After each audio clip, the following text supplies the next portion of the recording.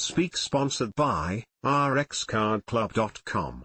Get a free prescription drug card and save up to 85% on prescription drugs. RxCardClub.com. Michigan moves away from vaccine guidance of RFK-JRS federal panel. Michigan's top health official, Dr. Natasha Bagdasarian, has issued a recommendation for healthcare providers to follow vaccine schedules from the American Academy of Pediatrics, AAP, or the American Academy of Family Physicians, AAFP, instead of guidance from the Federal Advisory Committee on Immunization Practices, ACIP. This shift comes after U.S. Health Secretary Robert F. Kennedy Jr. removed all 17 members of the ACIP and appointed his own replacements, claiming a clean sweep was needed to re-establish public confidence in vaccine science.